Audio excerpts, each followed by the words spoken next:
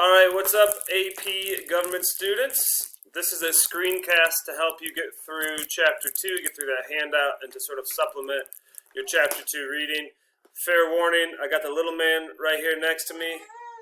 There he is. So if you hear baby noises, now you know what it's like to teach freshmen. Still got jokes even on a screencast. So, anyways, the Articles of Confederation is our first topic, and if you remember, that was our first failed structure of government. Now, it did serve its purpose because we needed it during the war. We needed some sort of organization, and it worked as we got through the Revolutionary War. The biggest characteristic of the Articles of Confederation was that states had the most power and could pretty much tell the government, the federal government, we don't care what you say. This is because, if you remember, the founders of our country were very concerned about having that strong central power, like the evil King George from England. So, as a result, we created this Articles of Confederation, which states had all this power and individual sovereignty, but ultimately it didn't work. Because, well, I'm sorry, let's go to accomplishment. Accomplishments of the AOC, it administered the 7-year war effort. So obviously we won the war, so that was a plus. It negotiated a treaty with Britain, which we needed after the war. And it established the Northwest Ordinance of 1787, which allowed us to expand our land. But, you know, obviously there's a checkered history with the Native Americans there. However, once the war ended, it was a mess. Imagine that you guys are students at Stone and the administration's evil, and all the teachers are evil, and you get rid of them all and you overthrow them. Now all of a sudden students are in charge of the school. What do?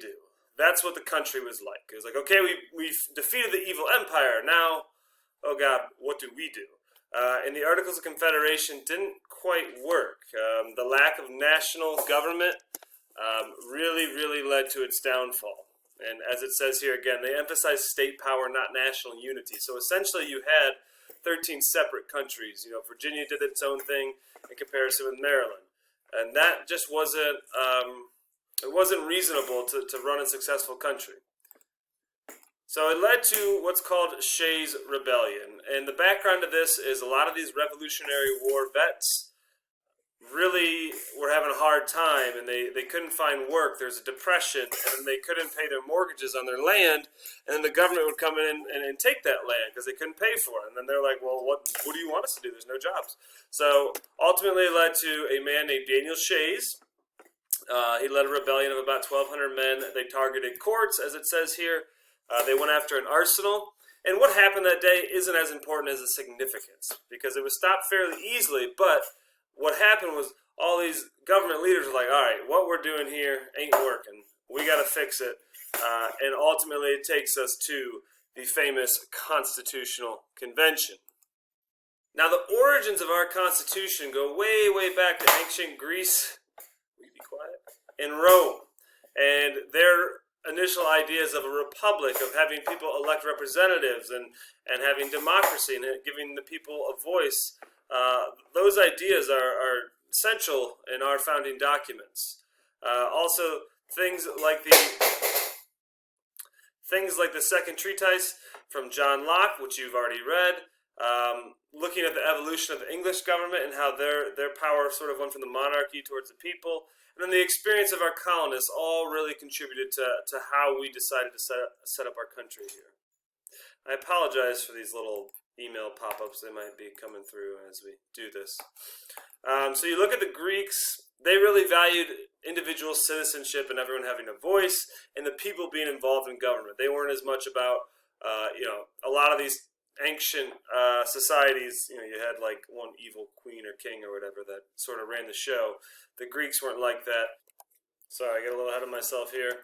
And then obviously you have the Romans, where it says laws based on equity and justice. That's pretty entrenched into our founding principles of government.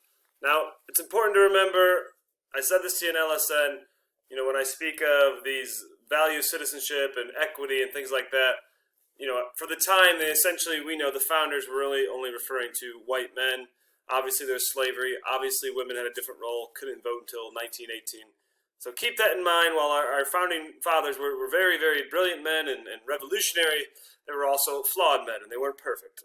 And they're a product of their times and their personal makeup. So while we should look up to them, we shouldn't deify them and make them into gods. The Enlightenment, we mentioned Locke, the ideas behind these people. I'm not even going to try the M name. I've heard of the guy, but oof. And then there's Rousseau. You like Rousseau, buddy? People are sovereign. People have the right to vote. Government is a social contract. That's such a big term when it comes to our government. An agreement between the government and the people. Natural rights, another keystone to the United States Constitution. I'll be right back. And that very important clause that if the government abuses its power, the people have the ability to take it back. And something to consider is if these founding fathers were here today, well, they'd one, have a heart attack, but two, would they think that our government's abusing its power? And if the people of the United States wanted to take the government back today, what would happen? I don't know if I'd want to find out. Moving on. We mentioned the English influence or inspiration for a lot of the Declaration and founding documents. You have the Magna Carta, which was like the first granting of rights to people who weren't like the king and queen and their family. So that was a big deal. And all of these, I'm not going to run through each. Pause. Sorry. The Petition of Right and the English Bill of Rights were also instrumental in kind of guiding us through the Declaration and things like that. Okay, the little man has a bottle, so it should be quiet here. Some other influences from kind of colonial history. You had the first representative government in Virginia in 1619. The Mayflower Compact was a really, really important document that set down, as it says here, the principle of majority rule and agreeing to be governed. And you also the Fundamental Orders of Connecticut, along with some colonial charters.